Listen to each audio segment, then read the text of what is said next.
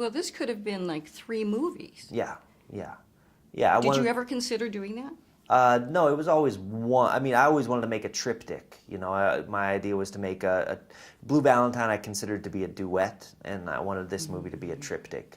And it was always going to be these 3 stories, and kind of about the events that lead up to the kind of choices we make that lead up to this kind of violent moment in our lives, and then the reverberation of that violence and how that violence echoes throughout generations. You shoot this documentary style. How do you follow somebody and paint a picture of who they are? Yeah, I think people are interesting. I think anyone is interesting if you engage with them, if you take the time to get into their world and get into their head and find out, what moves them, get into their soul. And, that opening shot in The Place Beyond the Pines, it was very important for myself and my cinematographer, Sean Bobbitt, since we were dealing with a film that was, took place on such a large canvas. It was such a big scale film that we started the movie out with a long shot, kind of an epic shot that would be unbroken and that would teach you as an audience member how to watch this movie. I think the first 5-10 minutes of any movie kind of informs how you as a viewer need to watch. And sets the mood. And it sets the mood. And in that opening shot, we're stalking this guy. You know what I mean? We're with him. We don't see his face for a long time, and we're following. I tried to take all of that training in documentaries and kind of put it into the narratives that I was making. Now, your cinematographer also, Sean Bobbitt, he worked in documentaries too. And He didn't he almost get hurt when he was shooting this?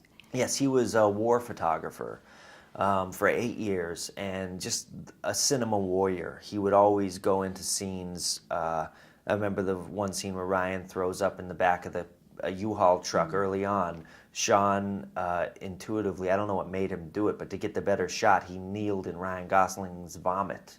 And I was like, man, this guy is intense, He's not scared of Ryan Gosling's vomit at all.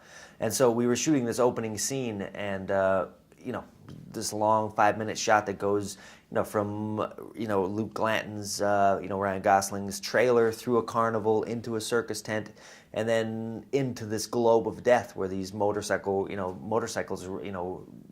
drive in this steel cage. And Sean kept insisting that he had to go to the center of the cage.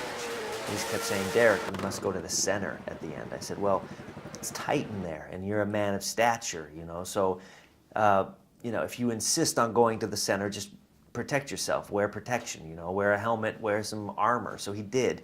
He made this beautiful image, following him from his trailer through the carnival into the circus tent. Watch Ryan, do this Texas switch because, it takes like 2 years to learn how to do that, and Ryan didn't have 2 years to learn how to do that.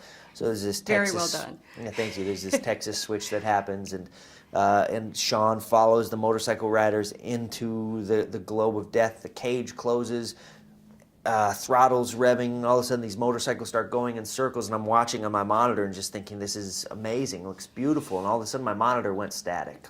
Wow. And I heard a gasp from the crowd, and I looked up, and there was a pile of motorcycles with Sean on the bottom of it. And so we pulled the motorcycles off. I asked Sean if he was okay. He wasn't okay. He was mad. He was mad at himself for messing up the shot. So I said, well, just, look at the bright side. You're still alive. You just got ran over by 3 motorcycles. Really? And I said, just, let's do it again. Just stay outside the cage. And he said, no, we must go to the center. So I was like, I don't think you should go to the center. He says, no, we must go to the center. So we did the whole shot again, and it was even better this time. I couldn't believe it. He'd actually improved his shot. He was in the middle of the cage, and the motorcycle starts spinning around him, and in the exact same moment, my monitor went static. And I guess this time, motorcycle had stalled in midair and dropped on him. Wow. And he was shaken up this time. We couldn't shoot anymore. He was unable to shoot. Mm-hmm. Just needed some rest. So we went back. He went back to the hotel that night. About 3 in the morning, the people at the Holiday Inn front desk were saying that there was a man walking around in his bathrobe asking for tomatoes, and wow. That man got taken to the emergency room and found out he had a concussion. And the next night he came back to shoot again, and this time I would not let him get into the center of the globe of death. And he was still fighting to get in there. And still to this day, he won't talk to me because of that. What did you draw off of from your relationships with your father and your sons? You have 2 sons, right? 2 sons, yeah. And put in this movie.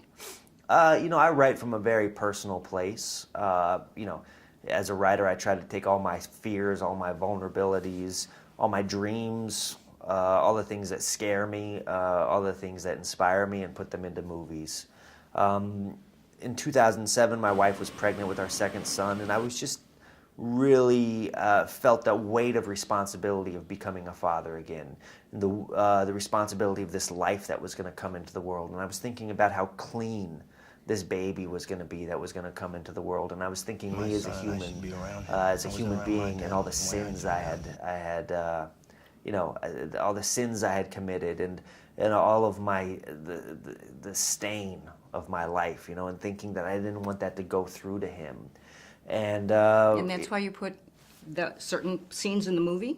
Well, that's why I made the whole movie. It's about legacy. I made the movie about legacy, about what we pass on, about what we're born with and what we pass on, and how sometimes when we try to avoid, our fate, our destiny, we end up crashing, directly into it. I think Ryan Gosling's character, for instance, never had a father in his life, and he's trying to overcompensate because he doesn't want his son to ever feel the same way he felt when he was a baby or when he was a kid.